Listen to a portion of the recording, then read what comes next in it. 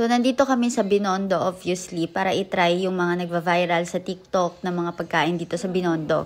So, let's try kung worth it ba talaga yung hype niya. And syempre, dumaan na din kami dito sa Binondo Church and nagtirik na din kami ng kandila. Meron ditong pay parking 100 pesos. Maghapon na yon. And pagkaliko lang dito sa Binondo Church, makikita na yung Eng Bitin and yung nagva-viral na Binondo Bites, yung Xiaolong Bao. Arte. And makikita dito, paikot pa yan hanggang 7-Eleven. Simula dun sa dulo ng Eng Bitin, 7-Eleven. Then pabalik ulit dun sa Binondo Bites. Ganun yung pila, paikot siya. Take note, 11:30 AM na kami nakadating dito and nakapila yan si Paulo. Sheesh!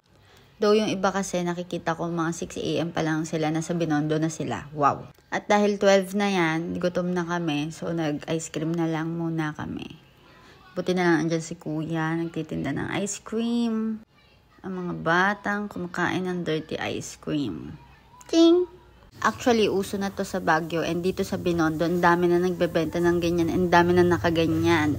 Ganyan daw dapat maglakad ang mga bibe. Char. At habang nakapila kami, may pa-dragon dance dito sa Ongpin Street. Yun. Opak, daming audience.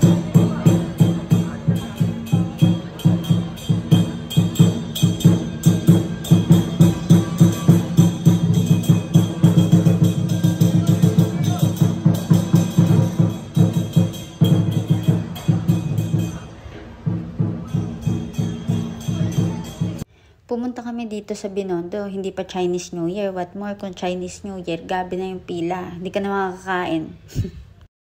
And time check, 1 PM na to. And 1.5 hours na kami nag-iintay dito. Kalahati pa lang kami ng pila.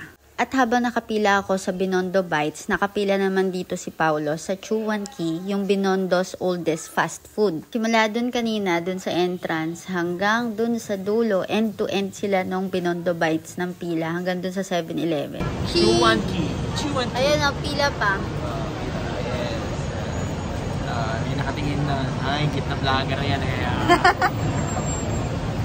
Ito yung menu nila and finally nakaupo na din kami. Ang kanilang bestseller is Xiaolong Bao.